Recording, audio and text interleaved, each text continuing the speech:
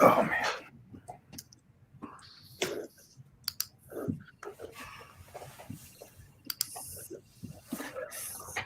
I think I'm gonna have to read up on everything I was just talking about a lot more before I make a video on it, though.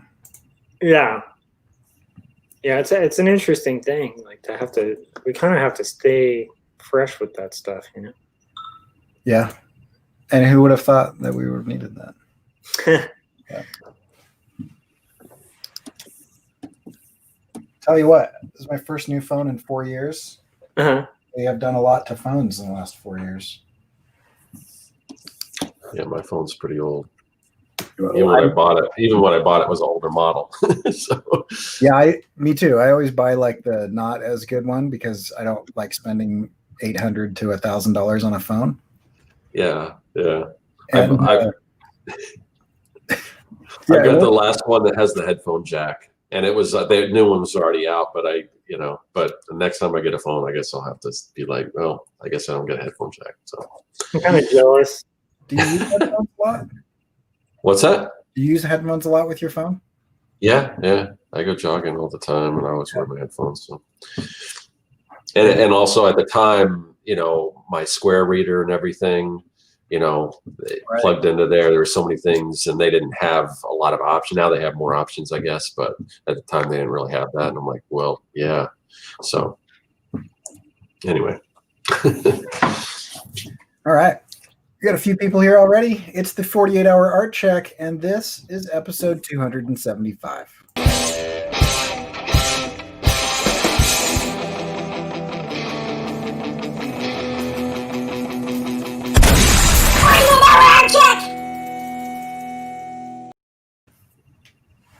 All right. Right. So, oh wow, we lost half our audience when I played that. I don't know. Oh, I thought this was something else. Wait a minute, what is this? Cartoons? Yeah. So we're gonna.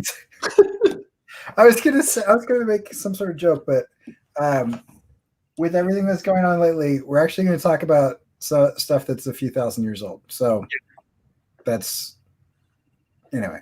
So yeah. So let's do the art check. Yes. Do you want to start, Josh? Sure. So find this to share.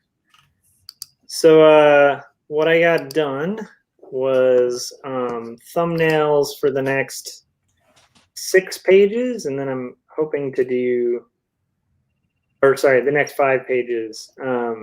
And because of it's funny. So I made this progress, like a page a day.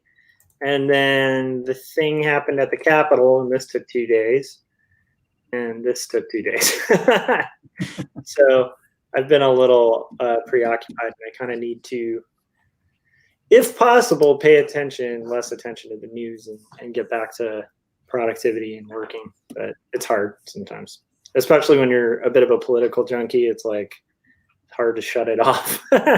Yeah. So, yeah. And that's pretty much what I got. Then I have been thinking about potential stuff for that idea of the review show, and I think we're going to be covering that a little bit later. So for everybody who's are we talking about the reasons that we're going over what we're going over today? Yeah, I mean, okay. Well, maybe. You might have to remind me. I remember you talking about review show, but you might want to remind me exactly kind of what you're doing. I had a question, Josh, and I think you sort of talk about this in one of your interviews that you're on, but I wasn't clear. So is the next book, are the 2 stories in there? Are the styles different from the 2 that you've already established in the first volume? I'm debating one bringing in possibly a newer style for one sequence that's kind of back in time. The majority of the next book are going to be kind of in the front, the beginning book style. Okay, so are we still getting continuation? I assume we're kind of getting continuations of those 2 stories, or is it completely different? Okay, that was kind of my question. Yeah, I mean it's an interesting thing, but it's like it's going to conclude 2 stories. So this is basically like the plot line is all in the book. Like I've done all the chapter titles or stuff like the stakes or character building or rising action, and it's like all the plot points on a typical kind of hero's journey arc. Yeah. And so it's just the rest of those plot points. Okay. So you're gonna have like climax and a lot of resolution and Yeah, because I wasn't sure, because I know originally it was quarterly stories, so I just didn't know if there were 4 kind of separate stories that all kind of fit together. Yeah, I mean, told the whole story once you kind of read them all. But yeah. The reason I called it quarterly stories initially was in its inception, I was hoping to get out like 32 pages quarterly, like every like 1 quarter of the year, I'd have like an update. And that was like my original inception of it, was like thinking maybe it could be floppies. And then when I finally got to the point of being able to kind of pull the trigger on floppies, I realized like it just didn't make a lot of sense. So in a weird way, like quarterly stories is probably just going to be where I house whatever the comic I'm working on is, But 2 stories is like, kind of more like the way I look at it is like it kind of works for the first book as a single volume, because it's like kind of 2 different narratives, like two stories going on in the book. And it'll kind of continue that in the second one, where there's 2 other stories, but they're all connected. And then the other reason I called it 2 stories is like the 2 volumes are like 2 different stories. So like the first volume is about kind of like lost faith and sort of mental health issues and stuff like that. And the second one is going to be about faith and sort of like, the resolution of those health issues and stuff. It's weird. It's probably confusing. But 2 stories does seem like the perfect name for it. Yeah. Even my lit agent was like, we were trying to think of a different title, but it's like, if you've read the book, I don't know, it just seems like it should be called 2 stories. So, which is a bummer too for searchability. It's not the best. Like I would recommend, if anybody's working on a comic or something, like having a title that's more distinctive might be smart. But for some reason, just it seems to fit this. So I think in your case, since it's a memoir of sorts, or it is, that people are also going to search your name. Yeah. So yeah, that's a cool question though. Thanks, man. Yeah. So what did you guys get done? By the way, so I think we should kind of mentioning what like we're thinking, like Corey and I have been talking more about the idea that I was just throwing out there, like spitballing, as like potentially maybe working on the structure for like a review show.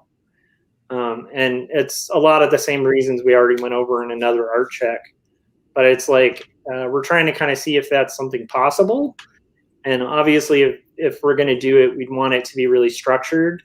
And so one of the reasons for going through this, and Scott, you're also like going to be welcome like with this too, but it's like one of the reasons we wanted to go through, just like why I wanted to go through like poetics, like Aristotle's Poetics, and then Goethe's 3 questions. What was it? Goethe.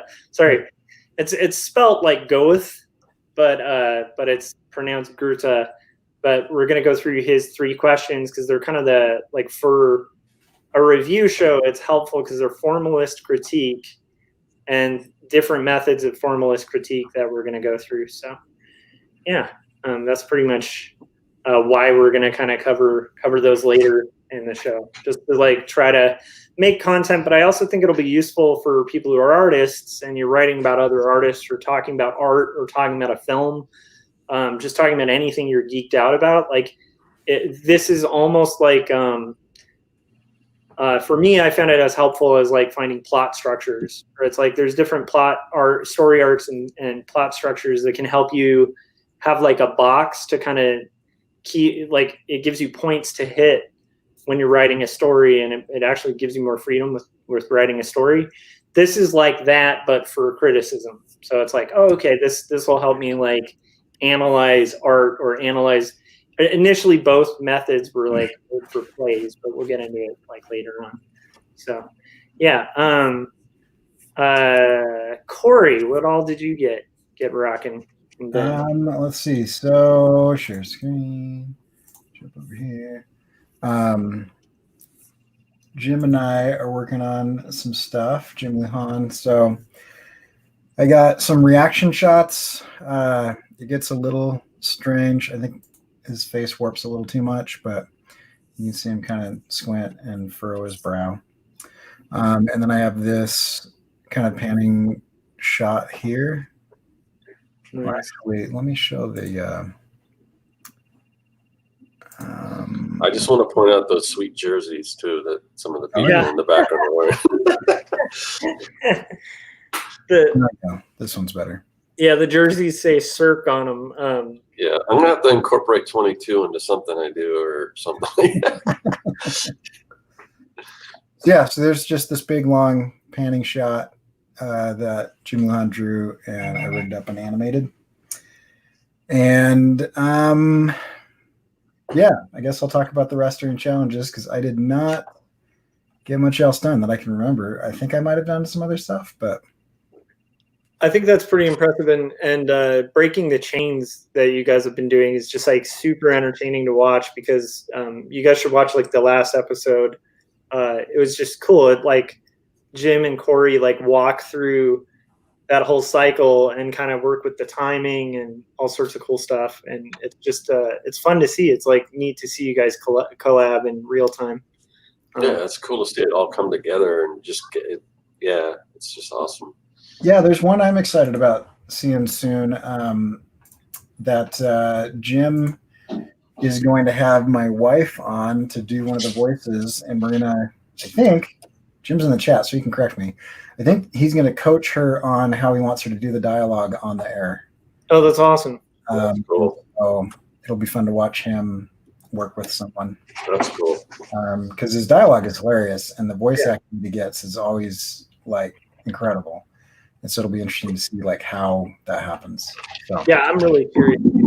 Jim brings out like the funniest in people. It's gonna be awesome. So yeah, so that's mainly what I got done, other than a bunch of stuff that probably belongs in challenges. So Scott, how about you? Okay, so I just uploaded a video today, which of course I had to shoot and edit and do all that stuff. It's on my 100 Days of Making Comics challenge, and so I completed the first week. So I uploaded the video basically kind of recapping what I did, talking about that process. So that leads into the 100 days. I've still been putting in an hour a day every day or more. I think yesterday put in a couple hours.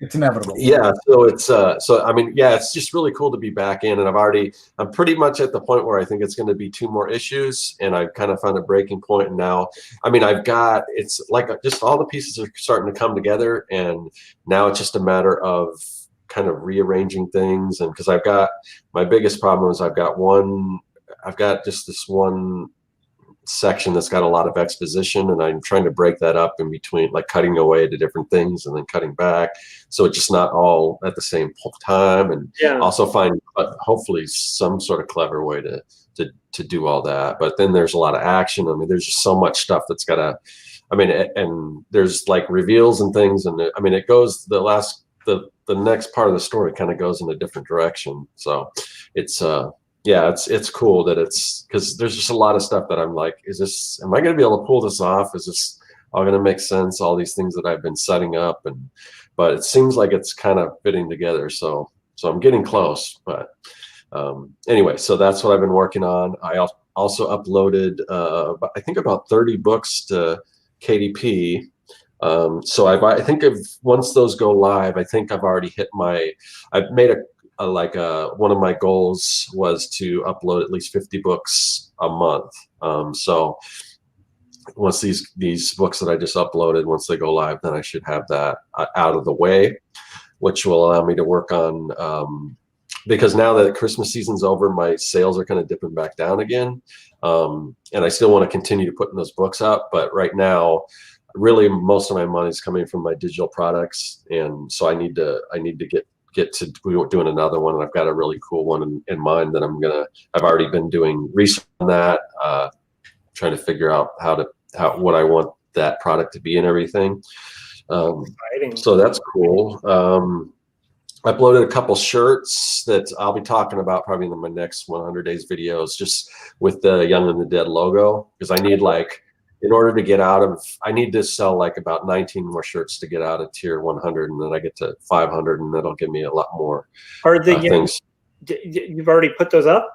Yeah, they're up. I'll talk about it. Like, I think if you go to Amazon /shop/Circworks, there's 3 different shirts. There's a premium one, and I put those up pretty much at cost, just because I'm just trying to get out of there. And I ordered one for myself. So I got a premium one with the yellow logo, and it's got on different colored shirts. I got one with the white logo and one with the black logo on different shirts. So I'm going to try to pimp those out on my next 100 days video.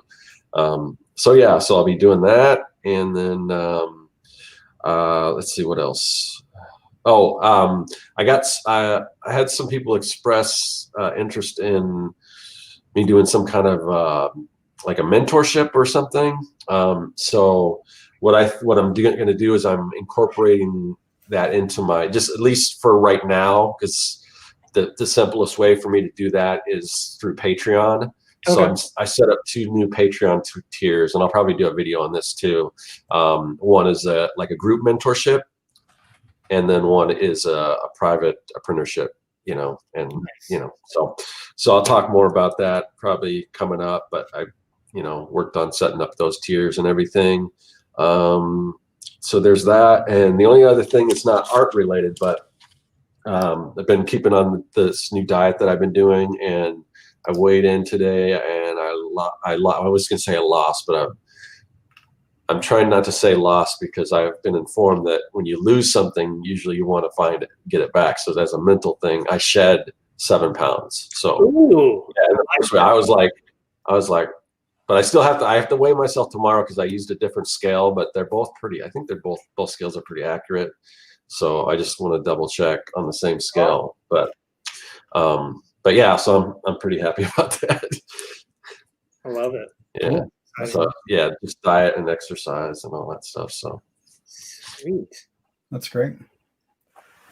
Yeah, I am curious about those books. I'll have to ask you for links and stuff. That's cool that you get somebody up. Josh, how about challenges? All right. So my biggest challenge is pretty obvious when you live in the US. Like, so there's like an insurrection that happened at the Capitol building. What's that you say, Josh? So anyhow, it's been distracting and disheartening and a little concerning, because it feels slightly like our nation's possibly on the brink of a civil war, and that's not necessarily like for someone who's read books about like the Civil War and World War II and wars and stuff. It's like, that's not something I look forward to ever having happen here. So I'm really hoping cooler minds prevail, and hopefully my temptation to be distracted by things that like I don't have much control over, like even that I don't really have a lot of control over here. And so other than just contacting local representatives and stuff, it's like that's all I can do. And then I need to just work on my stuff. So like I said, that's been a big distraction. I think for political junkies, it can be a distraction, but I think at this point it's a little beyond like just political junkies being distracted by that stuff. So yeah. And then other than that, it's just, I mean, I weeded half my yard and have managed to kind of keep up with the 100 days, which is good, because I got to stay with Scott on it. I'm not going to let him outdo me on 100 days. I'm just kidding. Scott always outdoes me on 100 days. Oh yeah, right. If anyone's outdoing anyone as far as their comic book, processing, actually finishing comics, it's you, Josh, or putting in their time. So, but we'll get there. But yeah, so it's mainly that. I mean, that's the main distraction. And then honestly, just fighting, being tired, and being in my 40s. So yeah, that's pretty much What about you, Corey?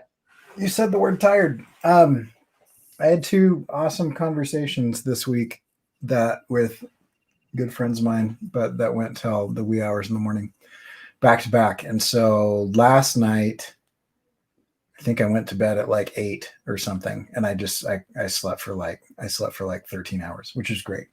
But also, hold on, I got a new stupid phone, which is another challenge because I didn't crack the screen of my other phone, which worked perfectly fine. I put a hole in it, like you could see through the screen into the insides of the phone. So how did you do that? I mean, I have dropped that phone hundreds of times, and it finally just was like, I think all of the drops like built up enough kinetic energy that this one drop, which wasn't a big deal, was just enough. So I think the structural integrity of the screen had been compromised before this last drop. And then my wife was doing stuff, so I was Mr. Mom, single dad for a few days. Oops, nope, I want this one. There we go, so that I can show you guys our epic. Oh, that's awesome. Yeah, he eventually gets it. But yeah, we built a big track that goes all the way down, and eventually there's like a loop-de-loop and everything. So I'm having a little PSD because my dad used to take those race car tracks and whip me with them. Oh, geez. Awesome. Well, hopefully this is a more pleasant memory of those race car tracks. I made that sound way worse than it was, but yeah. It doesn't sound great. No, I mean, he likes to play Jump Game, which is where he grabs the Nintendo Switch, and I put on any video game that have characters that jump, and he literally jumps every time they jump, and that's just Jump Game. That's what he plays. So Super Metroid, any of the Mario games, Gris. But the most annoying challenge, I think, is just that he undoes my shoveling behind me. So like, he likes to shovel with Dad, and then he, my driveway is trashed, but it's fun. I just can't believe how much snow there is there. Oh yeah, let me. I think, yeah, there you go. There's a good shot. That's crazy. That's almost as tall as him. Yes. So yeah, there's a ton of snow, and then as far as like other stuff, this is something that I was working on to kind of build a class that I'm doing. Awesome. So, yeah, and there's some more. So I like filled up 3 whiteboards worth of stuff. Just trying to get everything done that I need to get done. So anyway, so those are my challenges. And basic normal stuff like my stop putting the snow where it doesn't go. But basic normal stuff like my body is still not working, and I'm still going to the chiropractor like 3 times a week, all that jazz. So yeah. Anyway, how about you, Scott? As far as challenges, I'm gonna sound like a broken record because I say this all the time, but just like create weird KDP stuff. So I forgot what my complaint was about KDP's upload process last week, but so this past week I had this one book that I've been trying to get up, and it kept saying that there was a problem with you have to put it when you put in the name of your author or whatever, it gives a room for your author and then any additional contributors, and it was saying that my contributors could be confusing, and because what I do is I create a brand, and I usually just put that brand under the last name when it says enter your, the author name, and I haven't really had a problem with that before, but I had like 4 books that came up with that. But so it's saying something was wrong with the author name I was using, the brand name I was using, even though I had a number of other books with that same author name that went through. And at first, because the author name had like an ampersand in it, so I'm thinking, well, maybe it's thinking that there's 2, and I'm trying to put 2 people in one box when it wants them to be separate. So I took the ampersand. First, I took the ampersand out, put an and. That didn't work. Then I took the ampersand out altogether. And this is the name of the brand that I've already put other books under. So no matter what I do, it's going to go under a different area. It's not going to put all these books that are supposed to go together in the same thing, because, I mean, there's just no rhyme or reason why some things get through and some don't. It just makes no sense at all. So I just kept trying all these different things to upload this thing. Finally, and then I changed the brand name altogether. No ands, no ampersands, just the brand. I put something press, which usually works, because sometimes if they think you're trying to put keyword stuff your author name. So no keywords. It's just a brand with something press. That didn't work, and then so I just put a fake name of a person, and then that worked. So anyway, but like I said, I already had like a number of other books that used that brand that wasn't a problem. So I don't know. There's just weird things like that. I got another one. Another one is kind of the way it's designed. It looks sort of like a note. It's a picture of a notebook with some stuff written down on it. And because the picture has a spiral bound thing, it rejected it because it's saying that I'm confusing the people that think that they're buying a book that's spiral bound. So I don't know, just crazy stuff like that. There's these weird things. But anyway, at this point I gotta just laugh, because it's just, you just never know what's gonna get, because it's all computers, and I just wish there was, either reject it or don't reject it, but don't let some get through and some don't. Yeah. I don't know. The only thing I can think is if they're going to different, whatever automated system they have that's making these decisions, that they're not on the same page. That's the only thing I can think of. So depending on the time you upload certain things, it goes to maybe one thing that I have no idea how it works, but it's just weird. Now, Scott, are you claiming that computers and Corey's gonna have something to say problematic? Because I love none of that. Yeah. They rule us well, and my robot overlords never make a mistake. They're infallible. Yes. Corey loves algorithms making selections instead of human beings. Like everyone who knows Corey knows this. Yep. That's what I'm all about.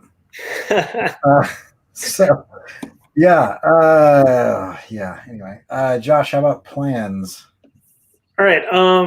So my main plan is just to try to keep up productivity. I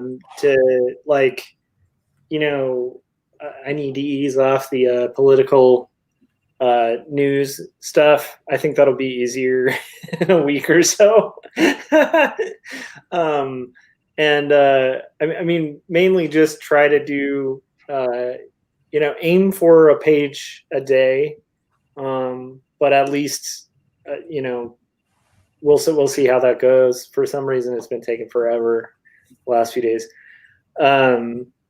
And then aside from that, I do want to make a little bit more progress, or at least I think the conversation we have tonight might help at least start creating a structure that I can map out for the potential show thing. So, yeah. And then other than that, just get through the work week, and hopefully I do need to send out more press releases too. I really dropped the ball on that this week, so I need to get back in the flow of doing that. Although I did book a podcast that I'm going to be doing on the 2nd of March, so it's way ahead of time. But it's like one of the podcasts that I think is run by Nerdist Industries. So I'm pretty pumped about that. So we'll see how that goes. other than that, who knows? Yeah. Unrelated to any particular recent events, I may spend some time researching the 14th Amendment, Section 3, and there may be a reoccurrence of my my already rigged First Amendment, but he may come back as the 14th Amendment and see how that plays out. That is brilliant. I love that you have the amendment kind of rigged, so you can he's done. I mean, I almost dressed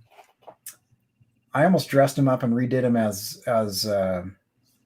something else. But the thing so here's the thing. I think there is absolutely, like, I'll just say this: if you in any way, shape, or form are defending the people who stormed the Capitol building with zip ties and raised a gallows and had weapons on them, and it was planned. They were police on the inside that are now under investigation. 2 of them have been suspended under investigation. Anyway, I try to stay, most people would agree that I'm bad at this, but I try to stay fairly apolitical and just stick with things like that everybody can agree on. Yeah. Like the First Amendment is good. That's like one of the political statements I've made. But yeah, if you're behind those guys, it's okay if you leave. I don't mind if I offend you and you go away. Yeah, I was gonna say I usually draw my line at Nazis, and so when people in that insurrection, not only was what they were doing horrifying, but they're also wearing T-shirts that say Camp Auschwitz. Like, I'm sorry, like if you're cool with that, like please leave, please. Yeah. Don't buy my work. Don't like. Right. I don't care what your take on like Superman is. I don't want to hear it. I'm not. Yeah, and I'm not. And I want to be clear. I'm not saying if you're conservative, leave, or if you're liberal, leave, or if you're Democrat, leave, or if you're Republican, leave, or if you voted for Billy Bob or whoever. I don't care. Like, that's what I'm saying. I'm saying that if you are for like armed insurrection that like is, I don't know, then we're not on the same side. Kind of like the Beatles, right? Who were extremely liberal, also said if you go around carrying pictures of Chairman Mao, it's not going to work out. So there's but here's the reason I bring this up, because I know bringing it up is going to cause a giant landslide for this discussion. I want to get into the actual discussion we're having, but one of, I guess, plans were kind of disrupted. One of my struggles is that I released what I was really excited about, a fairly rebellious looking patch for the First Amendment, which is free speech. And I really do not want to be lumped in with all the people that are claiming that pulling people off of platforms that literally caused the death of 5 people, and like deplatforming them on social media, that's not a free speech issue. Like, free speech, one, does not cover fomenting insurrection and violence. It doesn't cover that. You can't walk into a crowded room and yell fire. You can't, you can't whip people up into a frenzy. Someone's life, you just there are limits to free speech, and one of the limits is that your speech causes violence. It's a direct cause of violence. And then there's all of the other arguments, but I've wrestled back and forth with whether I leave that up or whether I take it down, and I still believe that what it says, what I say about it, and what I mean about it is still coming through, and it's still important. But that's been hard. And one of the directions that I want to take this year in 2021 is to be less, I don't want to say serious, but to have more fun with my art, and to not always have everything be horrible and serious and daunting and a giant think piece or a political cartoon or whatever. And that's a goal. But then I have that goal, and I literally was like, I'm going to do something fun after this First Amendment one. And then a bunch of white supremacists stormed the Capitol and tried to kill the vice president and a bunch of senators. So as an artist who feels that art matters and can do things, and also feels that art can be fun, I honestly, I don't know what my plans are right now. Yeah. Yeah, I think, yeah, I mean, well said. I think more people would do, we talked about this like half a year ago, but it's like, the reason I recently reread The Rise and Fall of the Third Reich was because of things going on in our country right now. And I think people need to make themselves aware of history, so we don't kind of repeat one of the stupidest mistakes a large world power ever made. And it's seeming more and more like we might. And so I definitely would agree with you. And I also don't particularly mind if like that causes someone who wants to see bloodshed in our country. Like if they want that, like, I don't know if I want their support, like, yeah. Yeah. And I'm not too worried about support necessarily, because I'm not selling much or whatever, but I don't want to be a person who's constantly serious, and that's not who I am. And I feel like the last little bit has been, I don't know, I think whenever I start to be defined, I naturally rebel against that definition. That's just and so like I was doing animations for a while that had a lot of insects in them because they're easy to animate because they have ball and socket joints. And then I started to get known as the insect guy. And then I've done a lot of political stuff and a lot of stuff against tech and stuff like that. And now I'm sort of being known as the guy who hates algorithms and Silicon Valley. And so I was kind of like, I'm a multifaceted person, and I don't want to be, I don't know. So all of that is making it hard to plan what I'm doing next, but I will do something. And I will also continue to work on the stuff with Jim Lujan. If you want to know more about that, go watch Breaking the Chains, which is behind the scenes making show. And then I think like 48-hour art check is going to be different or gone. Yeah. This year, I think is kind of something. So that's the first I heard of that. Yeah. No, that's a. So I don't know. I mean, we can talk more about it, but Yeah. I think I think I'm still gonna. I'd like to still meet with Kathy and Scott. You're welcome to join us on Friday afternoons if you want to do that. But Josh and I kind of both came to the same conclusion separately, and we mentioned it to each other that like, I think maybe our need for the 48-hour art check in its current form has run its course. Mm-hmm. It's kind of changed to how I operate in a good way, and I feel like it's more hindering than helpful at this point, because I think the three of us or whomever in whatever form, whether it be 2 or 5 or whatever, there's a group of us that I think can produce really interesting content. And I almost think the format of the 48-hour art check is sort of getting in the way of that now. Almost. I feel like, I mean, we're like 40 minutes into it, and most of that is me rambling about, my navel gazing. But we haven't gotten to the topic that we were going to talk about. Right. That ties in though to the topic, because like, this is something Corey and I are potentially thinking about like evolving the show into. And so it's like, it's sort of trying to set up and think about different ways we could potentially create a show, because we were realizing like, in full transparency too, it's also about just like audience building. And it's like, we love our crew, of people who show up and like check out 48-hour art check and stuff, but we're mostly speaking to other artists. And what we want to reach is comics fans, like fans and readers of comics too.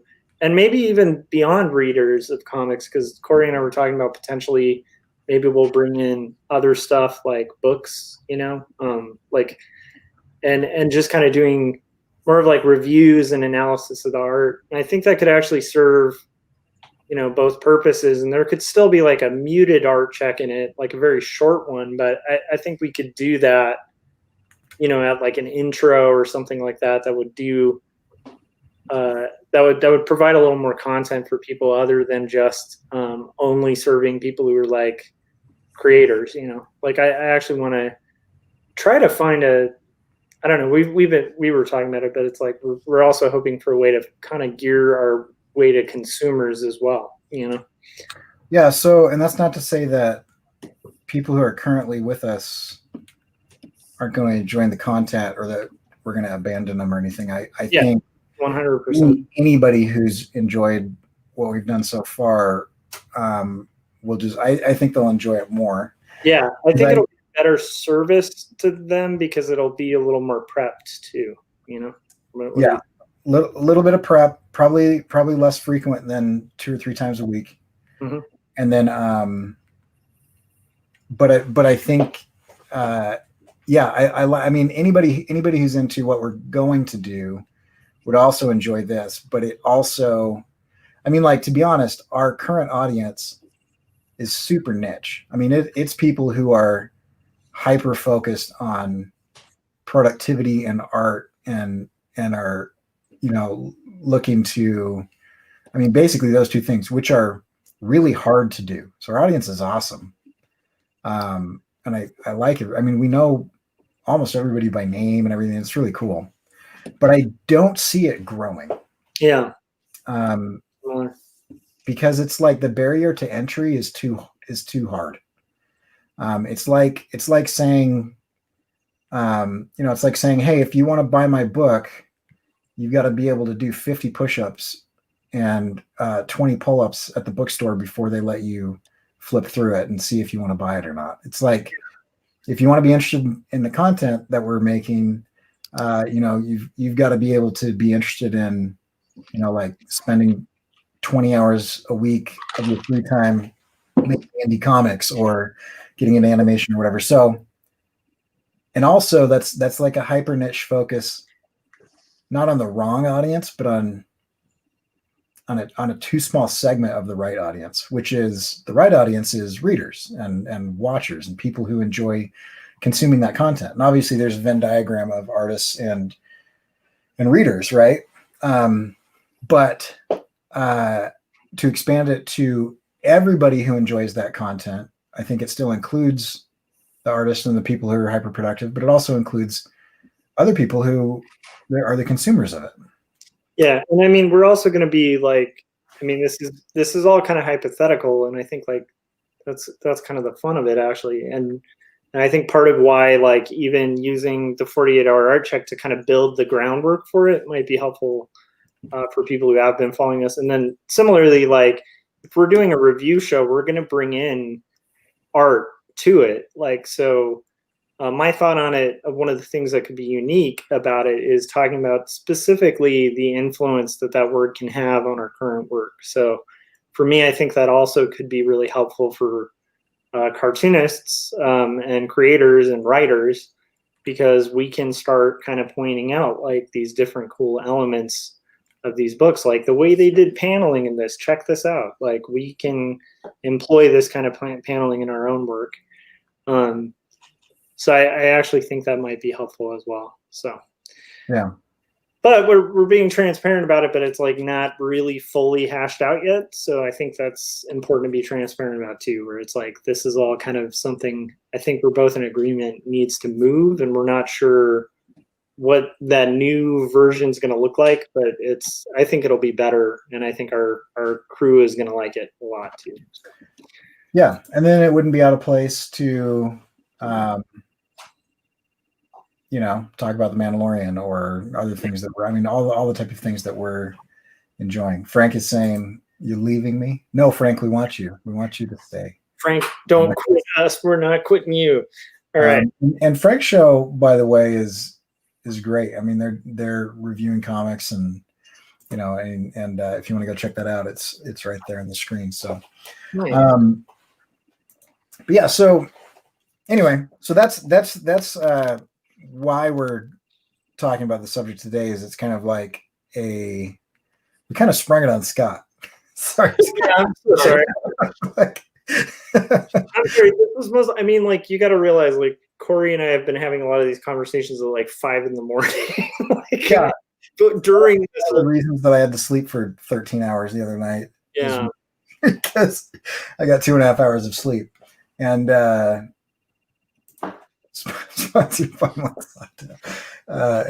yeah. So anyway. He talks about Monsanto. I picture a villain with an evil mustache. I mean, it's a perfect villain name. So anyway, yeah. We're gonna talk about tonight the kind of format of that. But before we do that, I went off on a little stupid rant, and I want to hear what Scott's plans are, and then we'll jump into our topic. Okay. So basically, my plan, like I said, I kind of hit my basic quota for the KDP books. Not to say that I don't want to put up more, but so now I'm going to switch focus and start working on my next digital product, and hopefully, and because my goal on the digital products, I said I want to do 10 a year, and they take considerably longer than designing a book and uploading it. So so that's what I'm going to be getting. I mean, I've already kind of started, but it's going to be, getting into actually, just deeper into it. So do you know what 10 you're doing this year? What 10 digital products? I'm just curious. Like, I can. Well, I'll go ahead and say kind of what some of them that I'm planning on doing, or that I mean, some of them will be a little bit simpler, like a brush set. The one I'm going to be working on now is going to be sort of it's going to be comic book lettering, because on the Design Space, if you go to, or Design Cuts, if you go to their homepage, a lot of the bestsellers have to do with hand lettering. And so why not design something that shows you how to do like comic book lettering and sound effects and things? So it's going to be centered around comic book lettering. And then I want to do, one that's like a mini comics toolkit. I want to do something that's kind of a sort of tribute to Jack Kirby with, his kind of stylistic stuff with like Kirby style brushes and things like that. And so those are 3 that I kind of have in mind. There might be some others. Some of them, like I said, will just be brush sets.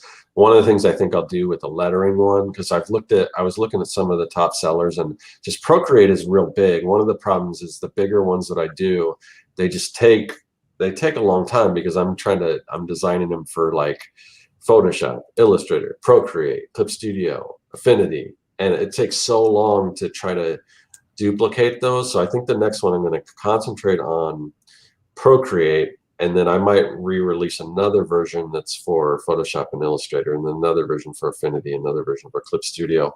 Because most people, they have whatever they use one program, and that way I can bring the cost down on some of these, and then maybe I'll combine them all in one big thing, and I can charge a little more for it, and then people have options. But I want to get more out. So some of these might be like the lettering thing might be first for Procreate, then for Adobe, and those might be 2 separate things. It just depends, But, yeah. So I like it. I'm actually excited about that.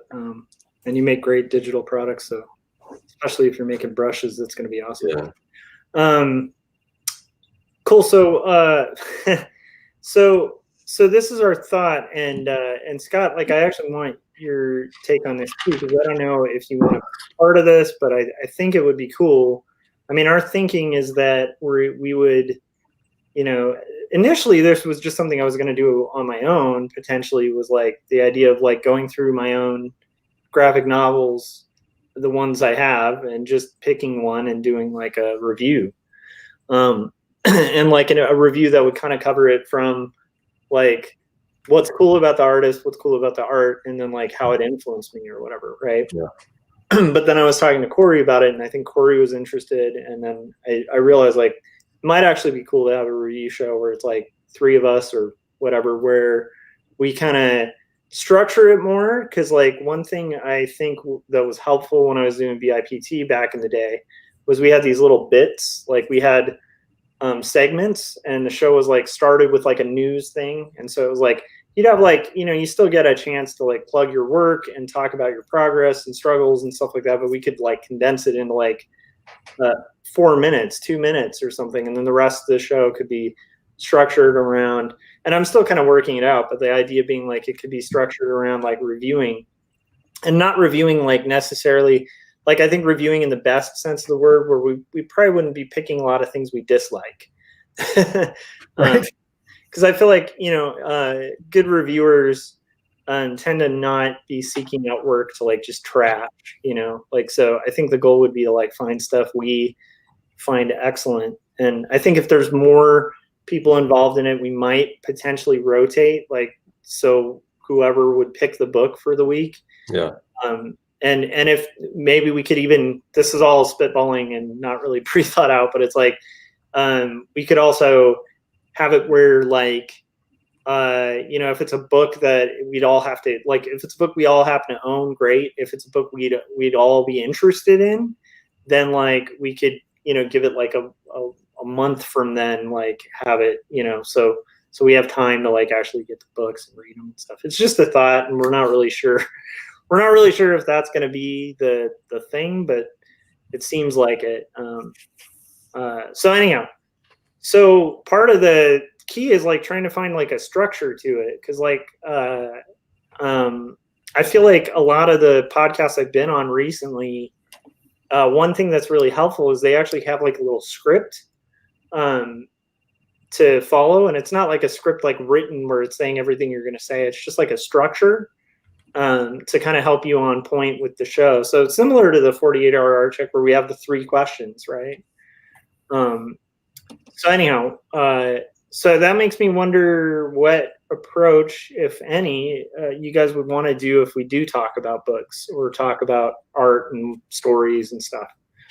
And then being a nerd, when I was in college, I had this class that was really cool called Theater Appreciation, and we kind of learned how it was about, like, it was kind of like the basics of writing reviews for plays, and that class just blew my mind and helped me whenever I was talking about whether like something I saw was good or not, and having to write it out, because generally, like, I struggle saying like what I liked about a film and stuff, and like kind of recapping a film.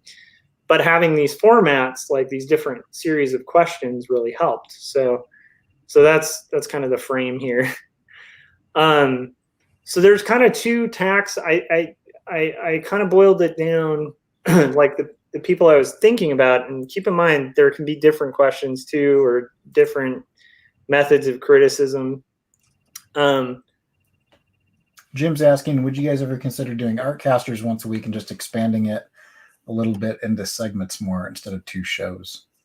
I don't know. I don't know. I'm actually not Yeah. part of Artcasters, so. Well, Corey kind of is part of Artcasters, but I wouldn't mind being a full-time part of it, but yeah. Well, yeah. I don't know. I feel like Artcasters is kind of its own thing. I like Artcasters. Yeah. But we have done art checks within Artcasters before. Yeah. It tends to take a long time to do, you know. And that's kind of my main problem with 48-hour art check is I feel like it's really beneficial. And if anybody was where I was 275 episodes ago, it's a really helpful way of getting a more fluid and livable and sustainable production workflow. but Artcasters is great because it's an interview show. Yeah. And I like, I don't know, I like the format of it. So I would vote to not do that, even though my vote. Yeah. I mean, in my, not to split hairs or anything, but I don't look at it so much as an interview show. I mean, we got a topic, but we don't. I mean, sometimes we'll get, if we have a new guest, sometimes we'll kind of go into like we don't always go into like backstory. We just have, it's basically three people talking about a particular topic. We don't always like interview people per se. Yeah. Interview show is probably the wrong thing, but what I like about it is that you have guests, right? And it's, I mean, like just for me, I've been introduced to a ton of people that I never would have heard of that are awesome and that I've become big fans of just because of the format of that show. And so it'd be kind of a pity to change that. Yeah, I'm not really, definitely not thinking that. So ultimately, I think we all agree that Jim is dumb and has a bad. So okay, I want to get into it though. Like, so if we do like a book review kind of thing for 48-hour art check, that's what would be rolling into it. It you know, like what appeals to you guys more? Like, so there's kind of two main tacks. Like, there's different forms of criticism and stuff, but like I thought it would be best to kind of hone in on formalist critique. And so like there's all sorts of different ranges of critique, but like formalist critique is more based on the formal elements of a story, and you can kind of go from there and talk about some of the more like abstract ideas in the art, but at least it gives you like this kind of formal structure for like critiquing, especially story. So I was kind of curious, like which of these would appeal to you guys, if these would work at all. So Goethe's three questions, or Goethe's three questions. Goethe's like this dude from, you know, the 1830s who was like a poet, playwright, novelist. He's very, I'm going to kind of go backwards in time. So this is like the first step in our time machine. He wrote a lot on criticism because, as well as being like an artist, he was a real, very influential critic. And he came up with these three questions that were kind of simplifying what was popular at the time, which was still Aristotelian style criticism. And so he boiled it down, and I think it's easier to start with Goethe's because it's just three questions. So when you're reviewing art, like in his method, it's just basically like, what is the artist trying to do? That's question one, right? So let's say you were critiquing Mouth or something, you know, well, bad example, never mind, current times. So let's say you're critiquing Young and the Dead, and you're like, what is the artist trying to do? And you think about it, you try to think, maybe check out what Scott says about Young and the Dead. I can answer that question. Yeah, good. You should. For the example here, yeah, I actually do answer that question. So what are you trying to do with Young and the Dead? My take on it is, my personal take on it as a reader is, it seems like the number one goal of Young and the Dead is to entertain, for sure. Is that right? It's to recapture a feeling of something that, until maybe Stranger Things came around, that had kind of gone away, that I wanted to sort of bring back. But yeah.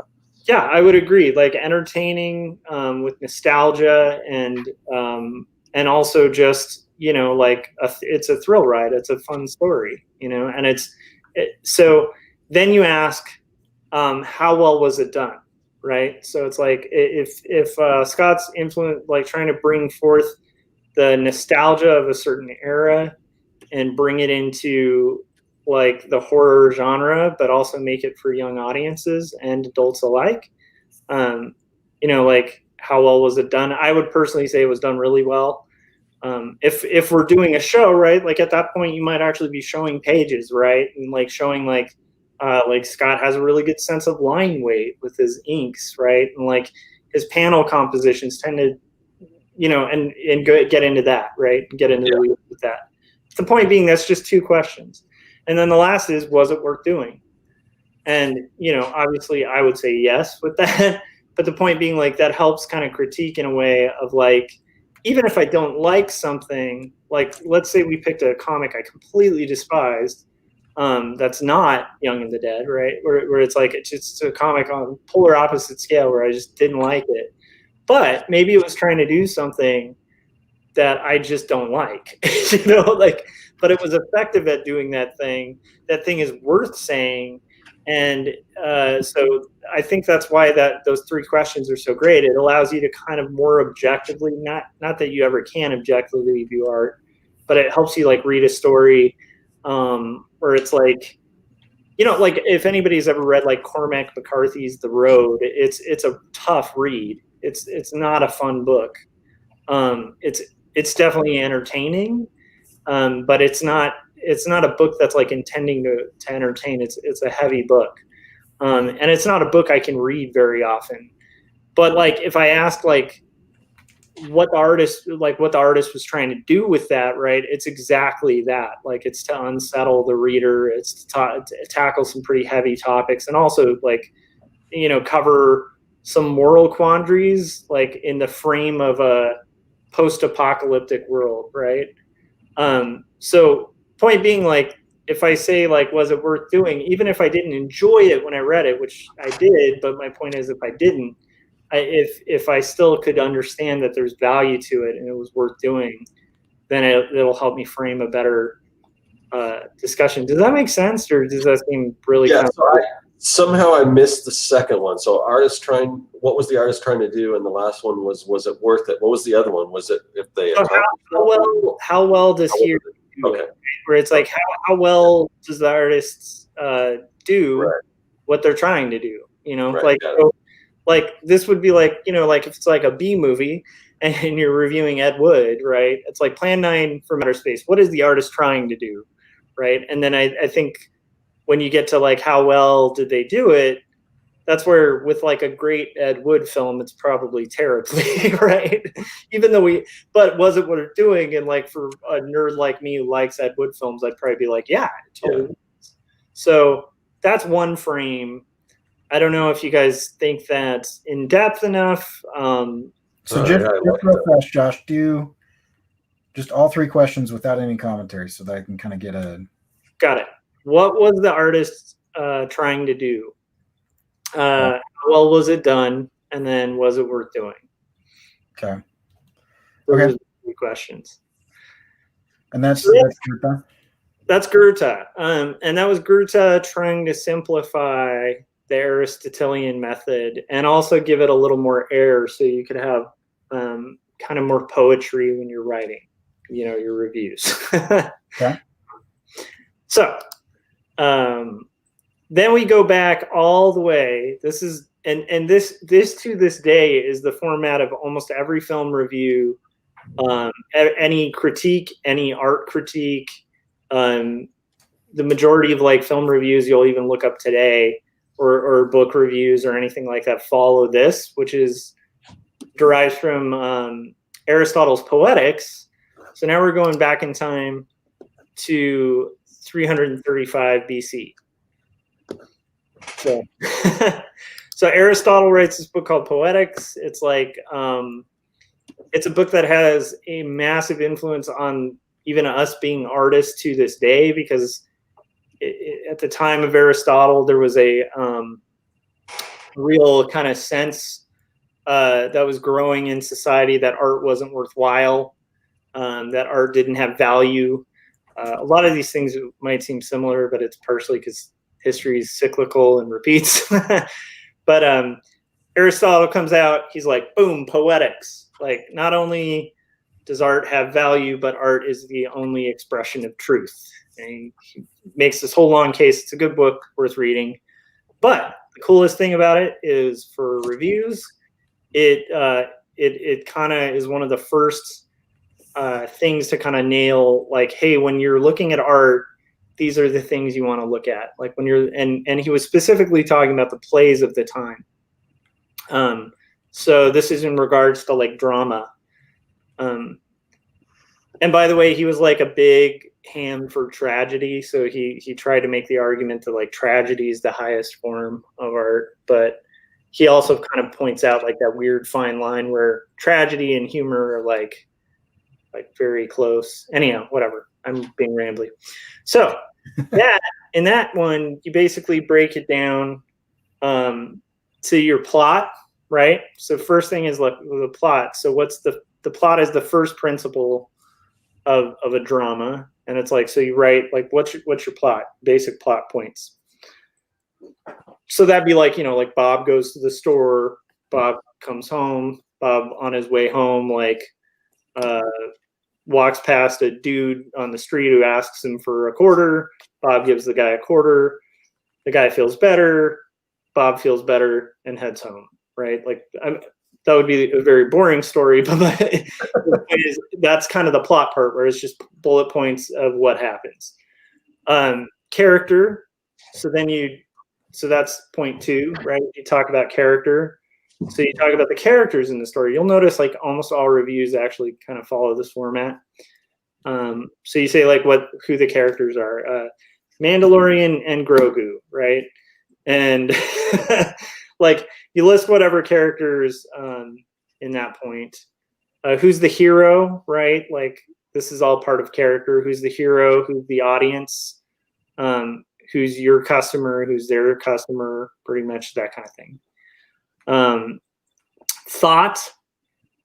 So thought is basically like that's the third, and that's kind of like what's the moral or theme of the story, right? So like thought would be like what exactly. This is why I think Goethe's version is helpful, because like a lot of Goethe's stuff is all kind of implied by all these points anyway, right? Where it's like if you're getting into the moral or theme, you're literally asking what is the artist trying to say, right? Diction. So diction would be like the fourth, where it's like the essence, like the essence of like your word choice, your tone, your voice, your clarity, that kind of thing. That would be in diction. This one would not apply to comics, but it's music. It's the next one. And that's just saying like, yeah, what's the music? And then the last, and this is really important for these kind of reviews, is spectacle. And it's kind of talking about whether the spectacle of the thing has like an emotional attraction, because he kind of separated spectacle from all of those things. And I understand it, because it's like having recently watched, oh my gosh, now I'm going to blank out, that Keanu Reeves film where he just basically dogs. John Wick? Yeah, John Wick. So I just finally saw all, like the first 2 John Wick films. I haven't seen the third yet. But those are all just spectacle. I mean, like that, the plot is very simple and stuff like that. But like those films, like the spectacle is awesome. And I think the real key to like why those films are so enjoyable, right?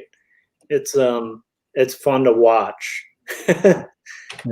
It's fun to watch these well-orchestrated scenes and explosions and just crazy fights and stuff. And that's mostly spectacle. But spectacle is important, right? Because, like, I mean, sometimes yeah. So anyhow. So that's the Aristotelian method, where you go through all of those things and see how well each is done. Was it done well or was it not done well? So that's 2 methods. And I was kind of curious, to me, it seems like a toss-up between the 2 for like structure. So for me, I hate the question, what is art, which is like really close to a lot of this, because it's just an unanswerable question. so I kind of have a little bit of an aversion to the question of like, what was the artist trying to do? Yeah. Or trying to guess other people's intentions is not my favorite. So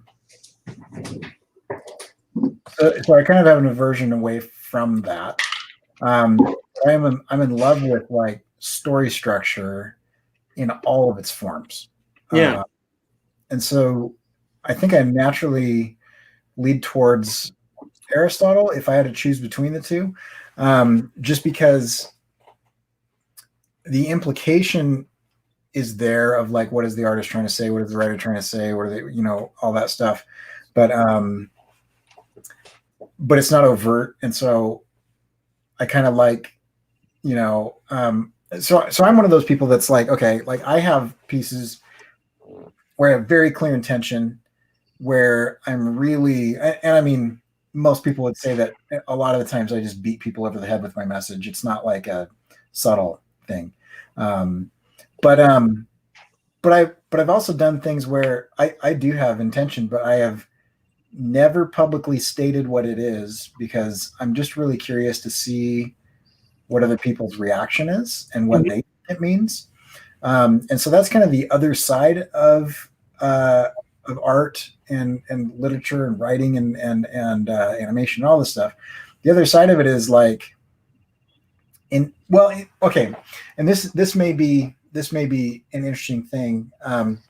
The Greeks, they had kind of a rule that intention didn't matter, and so in all of the stories, if somebody comes down and does something, with one of the gods in Olympus or whatever, the gods are going to punish the action regardless of intention, because intention never matters. And so like, if somebody didn't intend to do something, or they intended it for it to be good, and it was obvious that it was intended to be good, but it broke a rule, that person usually dies a horrible death or is given some weird punishment where their eyes are plucked out for eternity over and over again every day or whatever. Like there's always some weird thing. Yeah, for them usually that's the basis of like a lot of tragedy, right? Is like somebody intending well and just doing terrible things and then ruining themselves. Like, the gods come and strike them down. So, and it's really interesting to me because in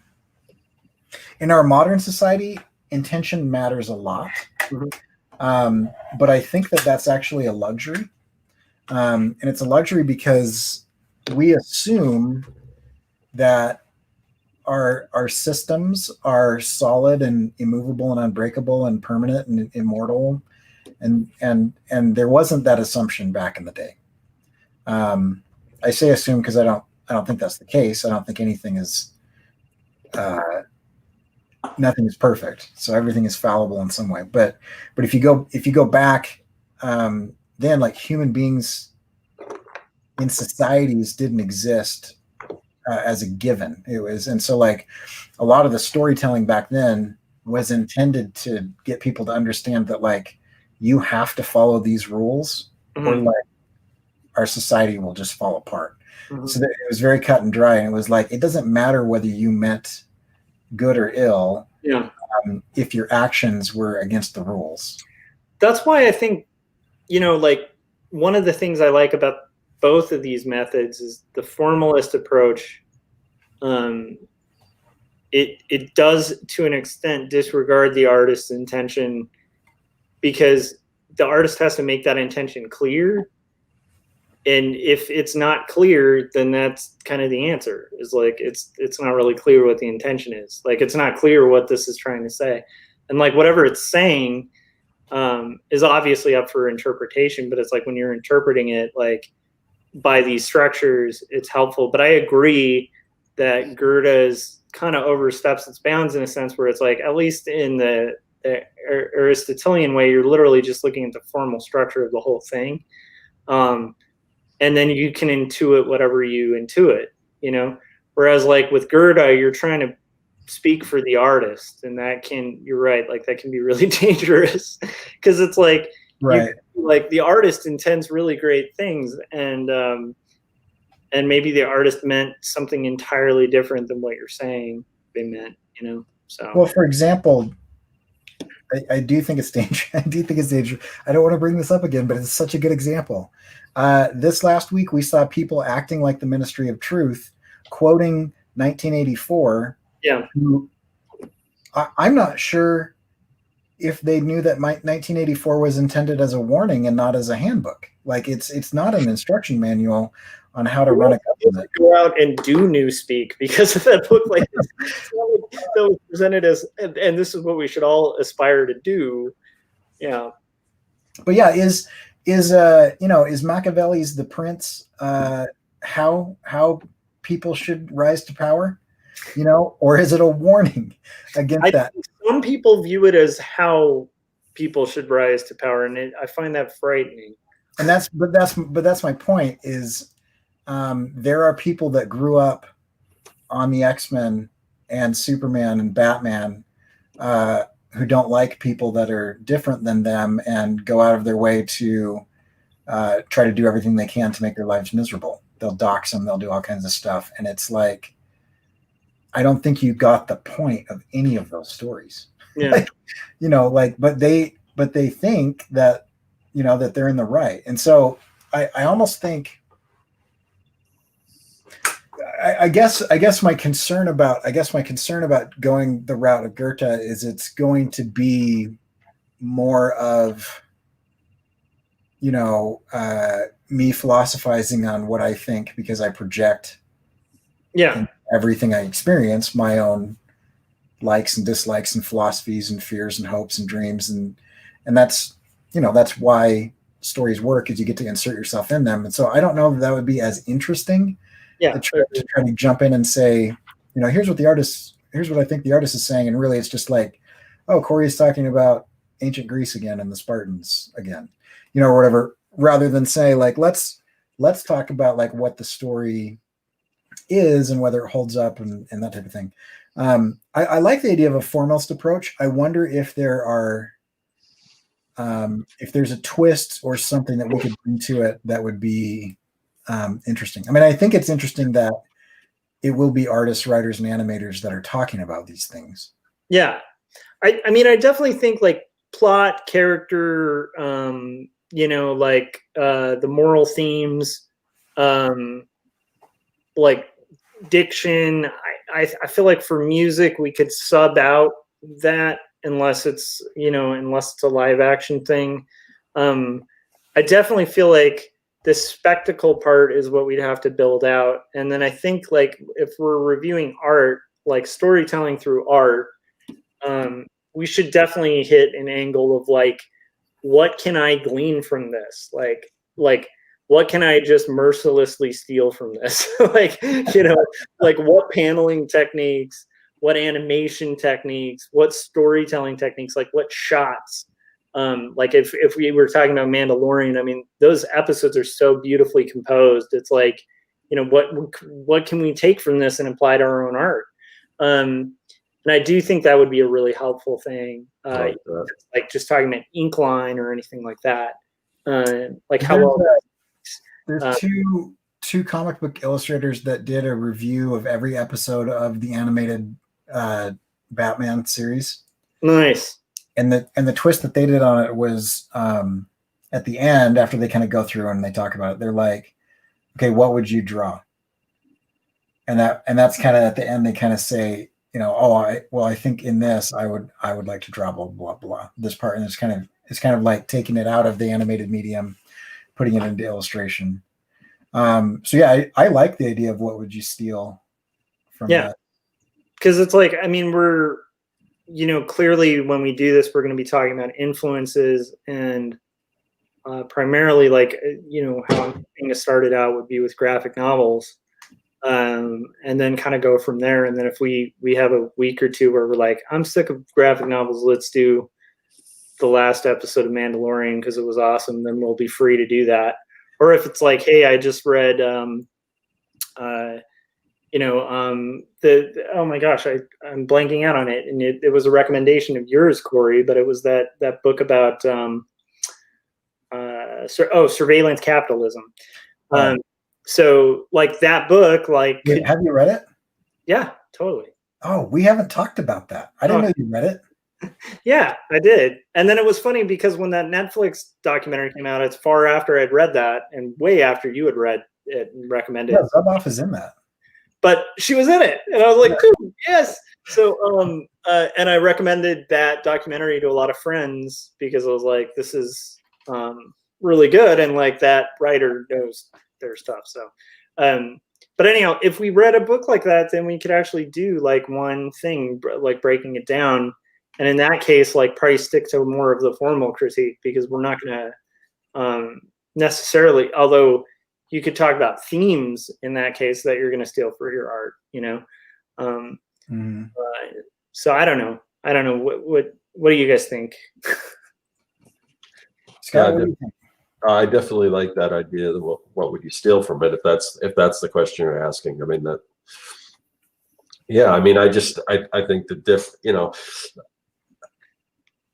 in doing sort of a review show, I mean, the one that I watch all the time is the, you know, cartoonist kayfabe, and it's just interesting because it's more than fans reviewing it, because they will pick things apart and they'll talk about the paneling, and they'll talk about techniques, and they'll talk about things that, you know, and they probably even said something like that where, oh man, I gotta borrow that for something that I'm doing or whatever. So I really like that, you know, analyzing that from that perspective. So obviously you don't want to steal what they're doing, although they do have sort of they've got sort of a brilliant thing down, because I don't know, I'm not sure how they do it, but I imagine they just get together once a week for a whole day and probably just, you know, turn the camera on, go through a bunch of books, and then cut them up, and there's really very little editing and things like that. So but I think there's you know, so many different ways you can do it, and there are a lot of different review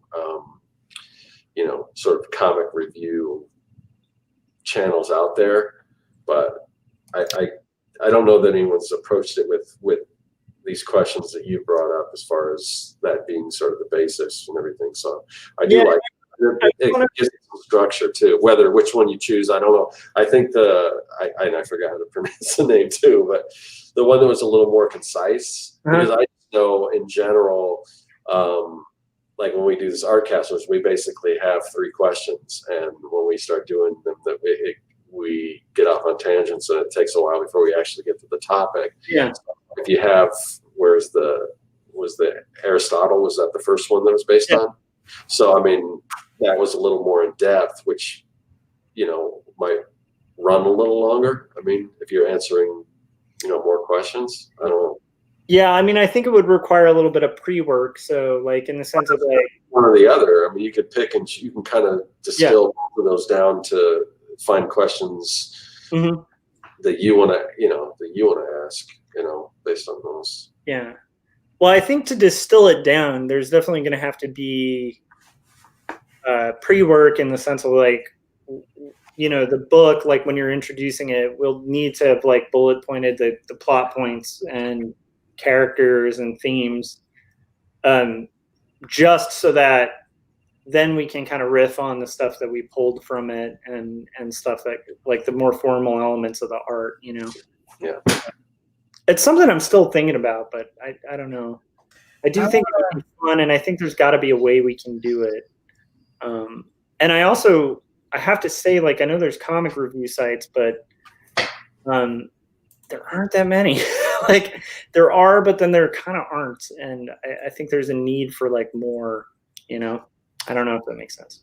Yeah, and I think you're going to probably be covering more indie stuff, and I mean, there's a lot of when I said there's a lot of comic reviews, I think most of them are just covering Marvel and DC and stuff like that. Yeah, and that's why I was like, this could be cool in that sense, where it does that, and also could be literary too, where it could cover literature too, you know. Like, I know Kevin had started to do a series like that, but his is definitely more, you know, humor based. I love what he was doing with that. I thought it was amazing.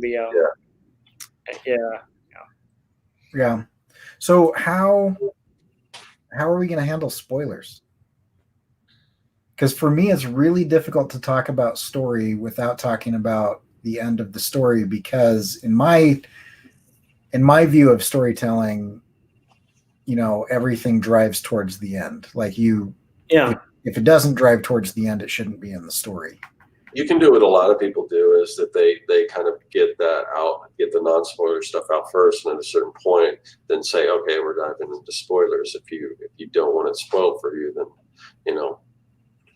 then kind of it's your time to bow out. Yeah, we could almost encourage people to kind of do the books along with us. So, like they're in advance that say this is the book we're going to review next week or 2 weeks from now. I like that. Okay. So far, this is what I'm getting. We start with that's what book clubs do, don't they? I've never really done like a book club thing or watched many book club videos, but I think that's kind of what they do, isn't it? They give people a chance to read it and then they kind of go over it together. Yeah, and I mean, it wouldn't have to be a book club per se, but we could kind of like highlight different books and just kind of encourage people to pick up the book and check it out if they want to. If not, this will, if they're the type of person who's bothered by like serious spoilers, maybe just don't want to watch it. I don't know. I do like the idea of having a schedule so that if somebody wanted to jump on, they could jump on and say, oh, in 3 weeks they're going to cover this. Mm-hmm. I do like that idea. I like the idea of a plugs. So there's a plugs section at the beginning. Maybe we even do work in the art check, but these all would have to be timed. My concern with the art check, I like the art check. My concern with it is we tried to time it, and even when we tried to time it, it never worked. No. I mean, it was like we built a timer. There was a sound that would go off. There was a timer that was on the screen, and we still, all of us talked over it and past it. Yeah. So I like the art check. I'm excited that it was helpful. I kind of don't want to reach episode 300 of it though. Yeah, I agree. I don't know how many years we've been doing it. I should go look, but yeah. So there's I like the idea of a plug section. Yeah, I like the idea of a short plug section. Maybe we just pick like one thing to plug or two things to plug. Well, and I think naturally we're going to discuss influences as well, and so we'll be talking about the work that we're producing, and whoever else is on the show with us, we'll talk about this book totally influenced me to blah blah blah. So like could be plugs, breakdown, and obviously, when we're getting into the story, that could naturally lead to things like that too, like influence. I like the idea of influence because whoever brings it to the crew or whatever, we could kind of be like, this is why I brought it. This is the thing that impacted my work from it. Yeah. You can do like highs and lows, like what did you like, what didn't you like? The challenge is I'm with you on I don't want it to be a super negative show. But also we want it to be an honest and authentic show. And so there's going to be stuff that we don't like. Yeah.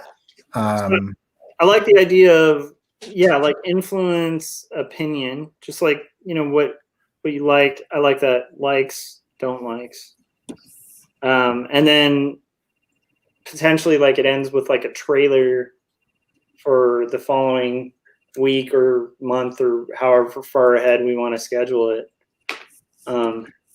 I don't know. Would you guys be interested in that? I mean, it's a thought. It would take some thinking and planning, but it might also be a good thing because one of my goals almost every year is to read more graphic novels. Yeah. And I never find the time. Yeah. So yeah, and it's kind of I'm kind of the same. Like we've all either chosen to or naturally are the type of people who produce more than we consume. But I think, I mean, I have to like carve out time. This makes it sound horrible, but I have to like carve out time to read comics. Mm-hmm. And I would like, to like, well, here's something that I think is cool about this. Like if this turns into something where there's a small group or a medium-sized group or large group of people, they're all doing the same thing. What I like about that is when I like something, I don't live in a community where I can really talk to anybody about it. You know what I mean? Like I'll try to get my 11-year-old or my wife to like watch, listen to, or whatever the same thing. And by then it's like, oh yeah, that thing that I did 4 months ago where I was really excited to talk to people about and nobody was around that had read it or watched it. Yeah. Like, yeah, the fire's kind of out of it. So, I mean, the idea of like having a group of people that are all consuming the same thing at the same time is pretty interesting to me because it's really fun. And I would love to have a segment of the show because this is way easier. I remember trying to do a podcast and I was trying to figure this out in 2008. And the technology just was not there. But now it's so easy is you have user viewer comments. People can send in video clips, people can send in audio clips, people can send in text or whatever.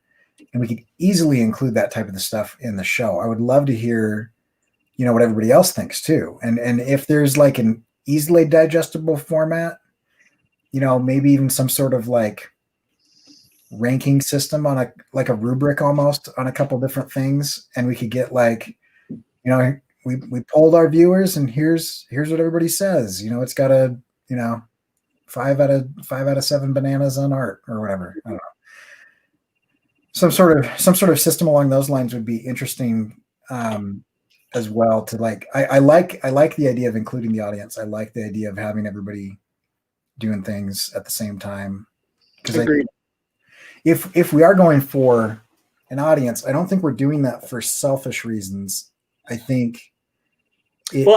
I just kind of see a hole where I'm not seeing a lot of. There's like 1 or 2 people out there maybe drawing attention to like indie stuff and particularly indie comics.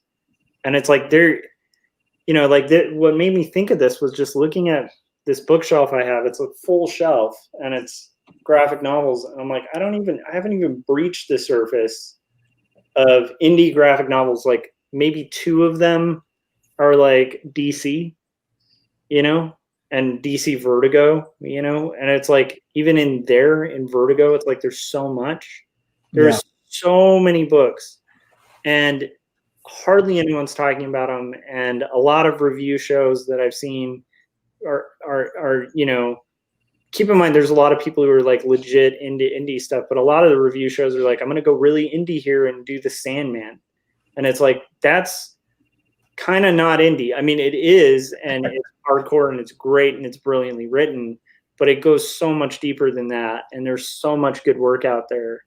And I feel like having something that could highlight that and allow a forum for that work to kind of influence people, I think would be cool. I don't know if that makes sense, but yeah. So I mean, there's definitely a payoff for us in it, in the sense of like, if you talk about other artists' work, like those other artists are going to be drawn to your content. Well, yeah, and I also think, and I've tried to do this in a number of ways, but I think this has potential. I also think like people who like certain things are going to like similar things, and so instead of indie comics right now being or indie film and indie animation, instead of indie stories being really hard to find, like it's like buried in just a wash of everything. I mean, there's just so much ridiculousness out there. We're diluted with dross, and to find anything with any ore in it is hard. And so if there's actually a community of people, we cover a couple of these and they're like people, there's 20 or 30 people that like that thing. or there's 2,000 or 3,000 people that like that thing. Then they show up and a couple of them stick around. Eventually, the show itself could become a vehicle that would help move the needle on some of these books and shows. And that would be really cool, is if a year down the road, that would actually be one of my goals, is a year or two down the road have enough of an impact to where instead of just reviewing indie stuff, we're actually helping drive sales to indie stuff. Yeah, totally. I think that would be awesome. I agree. And I think that's why it's important to, like, at the outset, if we do something like this, we want to make sure it's work that we're inspired by and that we would apply to our own work. Right. Because at the end of the day, there's a lot of work I think all three of us are really inspired by that, like, needs to see more light of day. And, like, it would be cool to help. And also, like, in turn, since we're inspired by that work, it's like, hopefully that would also draw our people to us, like, you know what I mean? Like, right. And kind of help us find, like, more of our posse. Because I feel like we have a good group here, but it's like, I do agree. I feel like we're not going to kind of expand, unless we kind of shift to something else, Yeah. All right, we're at an hour and 36 minutes. I'm sorry for being long-winded, guys, on the Aristotle and Goethe thing. What I'm gathering is, like, it sounds like so, Corey, you tend to like the poetics vibe. I think you might be right, because I think actually with more questions it might simplify and de-lengthen, whereas at 3 it allows for a lot of error. Yeah, and I wonder if we even introduce some other things, like instead of just rehashing the story, naming it, whether we put the hero's journey on it, or the typical rising action, climax, denouement, all that stuff, or if we do something like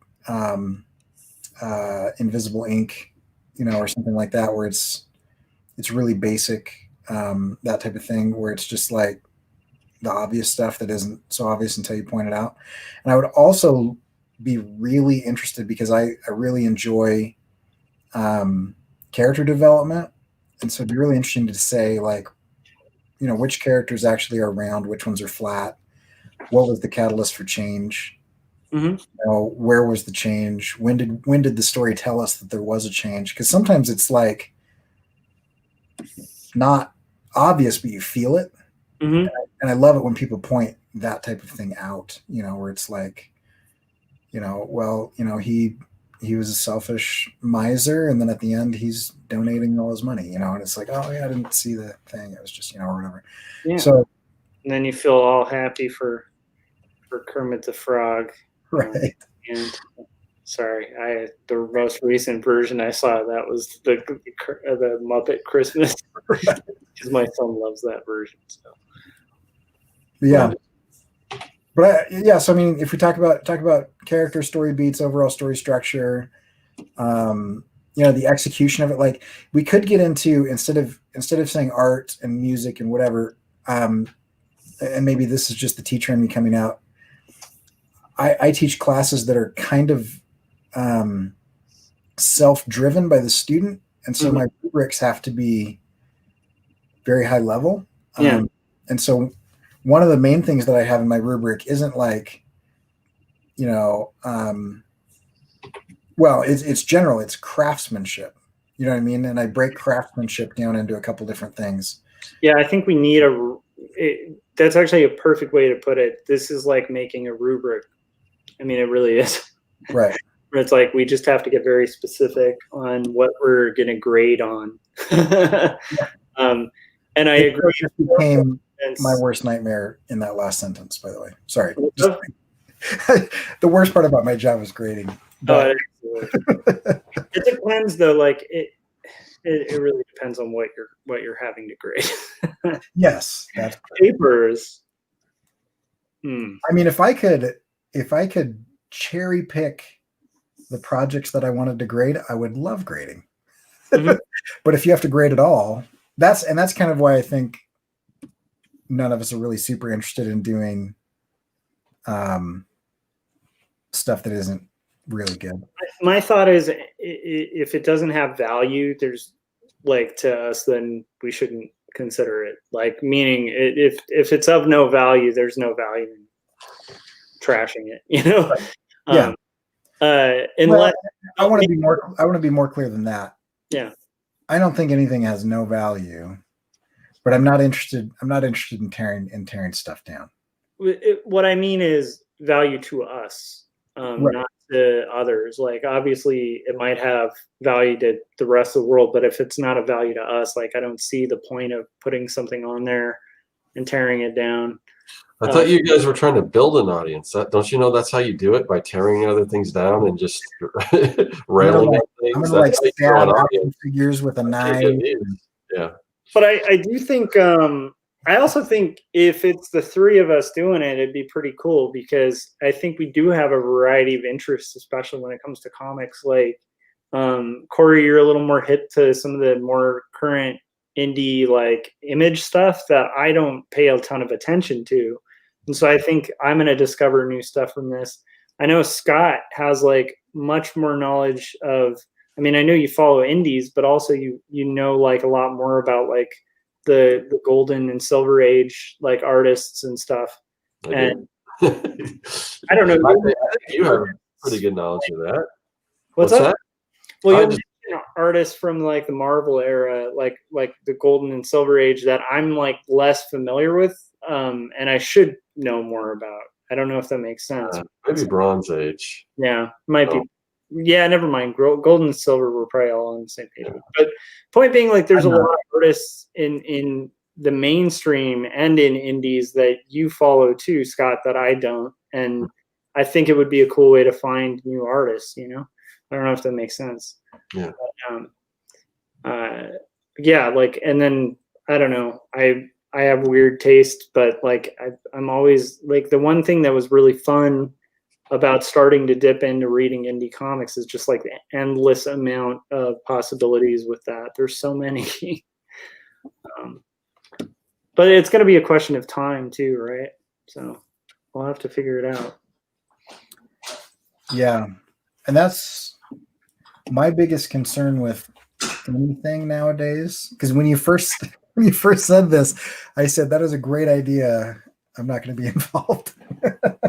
Yeah, I'm really excited about it. But it's just, and I think this is what Jim was saying earlier with his comment. You know, you can take on so much that you're not actually going to either do it well or have time to do the things that you want to do. Yeah. And my catch is I definitely, like, part of why I'm even trying to kind of pre-think structure and stuff like that is I don't want this to be something that overtakes the time that I have to make the stuff that I'm making all this stuff for, you know? Right. So how are we planning on tackling editing? I think we have to get into that once we have a structure, but my thought is, it depends on how we want to execute the show. I don't know if it's going to be live. I don't know if it's going to be edited, and I'd like it to be edited in theory, because I think there's just way more. Oh, nice. That's cool. Squatchy just brought up some interesting. Yeah, a good channel. It's a phenomenal. I love that guy. That he breaks stuff down. It's amazing. I like the stuff he talks about. But I kind of think that would be pretty. That would be pretty involved though, because he's got. Oh, he's doing straight up video essays that are well researched and. Yeah, it's the difference between like Strip Panel Naked, where if I remember correctly, he'll zoom in and have the graphics and the panels, whereas like if you go back to Cartoons Kayfabe, where they've just got the book and they're just flipping through it, which is a lot less editing. So, yeah. Well, and Strip Panel Naked is very similar to another show that I really enjoy that I don't think is around anymore, but it's called every panel up or every frame of painting. Have you guys watched that one? That sounds familiar. I'm guessing I've seen it. Every frame of painting is a guy that does what Strip Panel Naked does, but he does it with film. Yeah. Okay. And it's very topic based. And so instead of just doing like, let's talk about why Jackie Chan is cool, or let's talk about why Robin Williams is cool. He's like, let's talk about how Robin Williams does blocking. Let's talk about how Jackie Chan directs the editing in post of his fight scenes. And it's like, and he goes through and does like a whole thing. It's if you haven't watched every frame of painting, you got to check that out. Yeah, I mean, I don't want it to be something edited, because in theory, I would like this to maybe function as a podcast with some visual elements, right? And so it's trying to figure out how to structure that. I definitely think one thing that's going to help, whether it's live or not, is to have different segment intros, like bumpers. And like for timers, I don't know if it needs to be a timer on screen, but I think like it definitely needs to have like a restricted amount of time on each segment, so that it just kind of moves through the show. So one thing we could do, because here's the toughest part about editing, is that it's going to take, if you're fast, 3 to 5 times as long as it took to record to edit it well. That's why I'm consistently amazed at the amount of content that Scott produces, is because I know how hard it is to produce that level of content. and I don't know if his viewers really understand, the hundreds of thousands of hours it's taken to put out the videos that he has over the years. It's incredible to do that consistently. Yeah. One of the things that I've noticed is if you have visual or audio cues while you're recording, then you can edit live and then clean up afterwards. Mm-hmm. And then it's more of like a, like it takes maybe 1.25 times, or sometimes if you're really good, it's really fast. Mm-hmm. And so what I'm thinking is like, and by cues, I don't mean like a bumper. I like the idea of bumpers, but I think like if I could, because I've got the Stream Deck and I've got the A10 Mini, and I'm set for live really well. Yeah. And if we plan ahead, then we could hit those audio cues, and there'll be a very specific look in the waveform. Mm-hmm. We'll say like, oh, there's a new segment.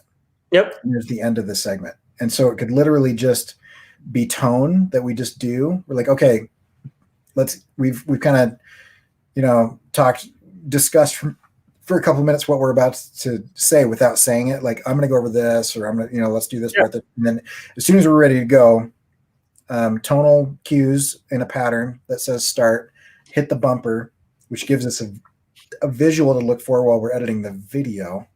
Mm-hmm. And then you have the same thing on the way out. Yep. So as soon as we wrap it, video and audio cue live. And so if we wanted to do this show live, because I like the idea of still doing it live, after the fact, we could just take it down or leave it up for 24 hours or whatever. But I like the idea of it being live, but not permanent live. And then the edited version of it is what lives and stays. And the reason I'm saying that is twofold. One is most of the algorithms on social media, including YouTube, Facebook, Instagram, they reward live while it's live and punish it afterwards. Like, live content is not fun to watch unless you're actually in the chat live while it's happening. After the fact, there's just a lot of ums and pauses and kind of hemming and hawing about, and it's just, it feels different. Like when Nerdist does something, it's scripted, it's edited, it's catchy, it's new. Mm-hmm. But then they also do live shows, but it's like pre-recorded. Mm-hmm. It just feels different, and it's not, I don't think the quality is as good. And the second reason why I think this is a good idea is that you can take it and you can repurpose the content for shorter form media. So I totally agree. Yeah. Put a minute out, in a slider on Instagram, put, TikTok versions of things, IGTV, YouTube Shorts, which is coming to the US at some point in time, I would imagine this year. And all of those things are, 60 seconds to 2 or 3 minutes. I think you can go up to 10 on IGTV now. But but it would all drive traffic to the longer form. So you'd have little bite-sized pieces that would drive traffic to the podcast episode. Also, podcasts are they have way more listeners than YouTube's viewers. Well, and I mean, I'm not expecting this to go like back when, we were podcasting and there were like no other illustration podcasts, because that was just like a golden opportunity moment, Right. But it's like, I do know that podcast listeners tend to be more, like there's just more reach, and I understand why, because when I'm commuting to work, for me to just put up whatever feed I'm following of whatever podcast I'm subscribed to, I just hit play and I can just drive. I don't have to worry about like YouTube. I don't need a subscription to like a YouTube Red or whatever to listen to it. And it's kind of irritating, actually, honestly, to listen to YouTube videos in the car, because then you have the temptation to possibly look at the screen. So it's like, like podcasts make a lot of sense when you're a commuter. You're like, oh, that's why so many people listen to podcasts, because it's just awesome. And it's great if you're working around the house, that kind of thing. It's just a great thing you can have in your ears doing whatever you're doing when you can't look at stuff. Yeah. And so you're competing less with things like The Mandalorian, when you're working in like audio. And so I definitely want there to be a podcast component. I like the idea of a live feed too, where it's just like, almost like it could be like we treat it just like we're recording a podcast, and it's just the visual version of that. And then we edit it down. And then if we want, we could have like a fancy edit as well with like the bumpers and stuff like that.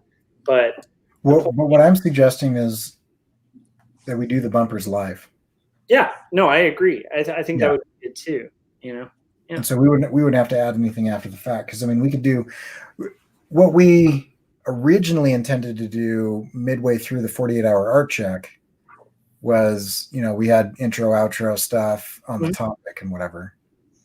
That worked really well. I think we were able to kind of like take the video and turn it into a podcast episode in less than 20 minutes per thing.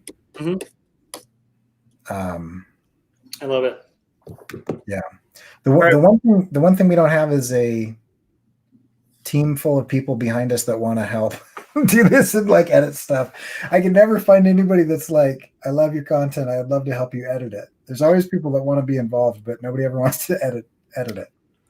Well, I do think this is going to have to be a to be continued discussion, because we're at an hour and 50 minutes now. So I think I do want to keep thinking about this. Personally, I found this helpful because to me, I don't know if you agree, Corey, but to me, I think the start would be figuring out the show structure, and then we kind of figure out how we'll break that down. Because I feel like in order to back plan this properly, we need to actually know what the beats of the thing will be. What do you think? Yeah, I think that makes sense. And then I do like the idea of the formats and stuff, but I kind of feel like a lot of that's going to come as we get that structure down. Because to me, if we don't have a solid structure, then you're potentially talking about 10-year episodes, Right. I don't know. Yeah, and I think some sort of memorable theme would be helpful as well, because I'd like to do little short animations for the bumpers, and do like an animated timer, and have music and all that. But Big Illustration Party Time, it was a party, and you guys were playing with it was a fun party environment where there's gimmicks and there's funny gags and there's things like that. And then other people. So I just think some sort of theme around it where people can identify with it, and like I think we've talked about this before. Like it's helpful for fans of something or viewers of something to be able to like name themselves. Like deadheads, stuff like that. So yeah, be thinking of some kind of theme. And I don't know, Scott. Scott might think that we've been having these conversations behind the scenes there's these big long conversations. This is the conversation, because I think most of this was said in a couple hundred words in like 2 or 3 messages back and forth, and then we said we should talk about this later. No, it's not like a total shot. I mean, I heard you guys mention it before. I just didn't know. I wasn't sure like that it was taking place at the Artcast or the Artcast or whatever. Not Artcast, but Art Check. But yeah, I mean, that's I'm not. Yeah, I wasn't thinking that. So no, I mainly just I'm mainly just preface that with I'm kind of curious on what you think. What your thoughts are, because I'm kind of inside of it and I've already been thinking about it, and you just kind of had it pitched or listened to a 2-hour pitch. Yeah, I mean, it's definitely I mean, I like the idea, and I can kind of see your point where I mean, for me, like the Art Check, the fact that anyone's watching it, because in the beginning, for the most part, it was just for us or for you guys, because I wasn't involved in the beginning, but and I think I mean, it started off when I told you guys were crazy when you were doing it 3 days a week. Yeah. But because I mean, I think we're at the point where I mean, we're pretty accountable, and I think we encourage each other a lot on our work. Like I think about like Artcasters, right? Yeah. Like Artcasters, we practically do an art check within it, but we also generate content and we also keep each other accountable, and we still want something cool to talk about that we've done on Artcaster, And Artcasters is like 300% more interesting than the Art Check, in my opinion, as a viewer. Yeah. And I think it's because it's more topic based. It's also fresh each time, because typically there's a third guest that brings something new to it. Yep. And I mean, I was in the beginning, especially, I was always trying to, have we talked about this topic? But we could pretty much talk about the same topic every single week if we have a different guest, and you're always going to get kind of a different show. So yeah. I think the casual format where we're generally working on art too when we're doing it, it helps too. But it's like, I don't know, do you think this is, I'm kind of curious though, Scott, do you think it would be feasible? Do you think it's crazy? I mean, it just seems like. I mean, it's definitely something that I'm interested in seeing. I mean, I can tell you, I mean, I would probably be a guest from now and then. I don't know that I can commit to something like that personally. Yeah. And it might be, in some ways it might be a good thing, because I mean, the thing that I definitely want, because I still want to hang out with you guys. I mean, obviously I'll continue hanging out with Josh, and Corey's the most frequent guest we have in the Artcasters, but so I definitely want to guest, often or whatever. Yeah. But because I've been doing these coaching calls and everything, and when I mentioned that I was going to do that, I had some interest in actually doing some coaching myself with comics and like mentorship and things like that. And my coach was kind of like, "Okay, where you find the time too?" Because I said, "Yeah, I already do 2 live streams a week." So I said, I'm kind of used to doing that kind of thing, and so. And for me, like one of the things that made me think about this is like, so I know this guy, Dave Baker, who started doing a podcast called Deep Cuts, and I've been really enjoying listening to it. And it reminded me of how much I like podcasts, and was like, and I was realizing it actually makes me want to support his work more than I think what we've been generating on the 48-hour art check would incentivize someone. I don't know if that makes sense, but Yeah. it's like, that's kind of what hit home for me on it. But Scott, like, if you know, like, my thought on this is like, it's more of like, it might just be a matter of once we get all the structure laid out, I'll just send a message and be like, this is the book, or we'll send a message and be like, this is the book. And if you're like, crap, I love that book, like, you know, then you can hop on, or if you're like, that's a book I haven't read, I really want to get on that, you know, like, or you know, or maybe I don't know exactly once you structure what it's going to be like, but if I mean, there might be books that I might want to recommend, and right. 100%. You're right. Does that make sense? So I kind of feel like that could be the format of, like, with the three of us, where it could just be like, dude, we got to talk about this book, you know? Yeah. And I don't think that it needs to be the same people each time. Yeah. I mean, it could be fluid based on the material that we're covering and whatnot. And that can go back to about the art casters. That brings in something, you know, it's a little different when you guys, you know, if you have a different kind of rotating guest or whatever, or, you know. Yeah. But I want to make sure, I mean, you brought this up, Scott. I want to make sure that I don't lose, you know, being able to hang out. Yeah, agreed. Because I mean, like I said, I'll jump in and, like, you know, or whatever, or, you know, I don't necessarily see that happening. Like you said, if you continue still doing something on Fridays or whatever, or, you know, I mean, I mean, I haven't talked to Kathy, but I think that'll continue. And if you want to jump in on that, that'd be awesome. Yeah. I mean, kind of open invitation. You don't have to, like, right, be in there every week if you don't want, but I mean, you know, you can jump on whenever, unless you want to commit to being there every week. I think the show is always much better as a threesome than a twosome. Yeah. But yeah, I mean, it was, I don't know, a year ago, a bit where we switched from 3 episodes a week to 2 episodes a week, and I'm feeling kind of the same. Like I got really burnt out, and I started to be like, this isn't fun anymore. Mm-hmm. And I still like hanging out, but I'm starting to not enjoy the format of the art check. I almost feel like I'm trying to, like, get through it. Yeah. To the part where we're hanging out.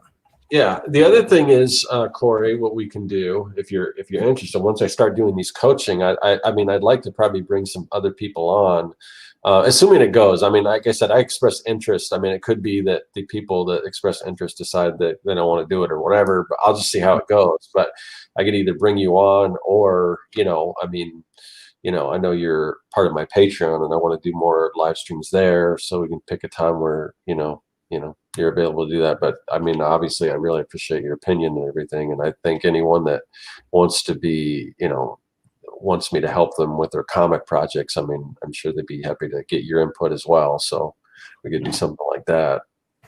And my imposter syndrome is going off right now.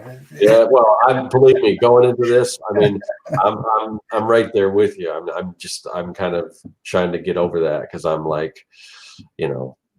I mean, I'd be happy to help as long as people knew that I'm not nearly as experienced as a lot of other people are in comics specifically. But I mean, I know I've got some stuff to bring to the table, and I'd be happy to jump in and help. But yeah. And my thought, worst case scenario, even if this book thing doesn't work out or whatever, like for like the book review thing, there's also just the idea of, like, it could also be a matter of just simplifying the art check, where we're just hanging out and we don't need to have, like, a format. So there's that too, as a possibility. But I do think this might have legs, you know. So yeah, I think it's got legs, and I mean, I don't know. Yeah, I think there's a lot more to talk about. I if anybody has made it 2 hours into this thing, I know some people are still with us in the chats, but I'm curious on your thoughts in the comments. What you guys like, what you don't like, what you'd like to see us keep, or what you'd like to see us start doing. It doesn't mean that we're going to be able to obviously get to everybody's suggestions or opinions, but it's always helpful to get feedback. And I mean, ultimately, I want to make sure nobody feels slighted or like we're leaving them in the dust or whatever. I know some people were joking in the chat, but I'm hoping that this is an expansion of the audience, not an abandonment of the audience, because it's still going to be us, and it's still going to be us talking about I can't see how anyone would draw. I think it's only going to grow, like you said. I can't imagine. Well, I mean, there's always, with a change, there's always one or two people that people don't like change. but I'll just say this, and I'll speak for myself. I can't keep doing this show the way that it's done. I'm burnt out on it. Yeah, me too. So it's got to change into something. Change or die, and from its corpse, something new will spring. Feed the cycle of life. Mm-hmm. So. Cool. Okay. Well, we'll keep talking. Scott, where can we find your stuff? You can find my stuff at circworks.com. I got a new video on my YouTube channel. I have a new video kind of recounting my week 1 of 100 Days of Making Comics. And that's about it for right now. Cool. And Josh, where can we find your stuff? quarterlystories.com, joshvacampbell.com. Go on Amazon and then pick up 2 stories. Cool. And you can find my stuff at coreycurr.com. I'll leave a link to my email newsletter on coreycurr.com/online. It's not there right now, but it'll be there by the time people click on that. If you want to make sure that you don't miss out on the changes and the birth of a new thing and all that stuff so that you can be on board at the beginning, I want to incentivize people somehow, make it worth people's while to join us in the new thing. So there'll be stuff there. I'm not sure what that is yet, but jump over to coreycurr.com/online and we'll kind of do that. And in the meantime, we got a few more episodes of this. So we'll see where we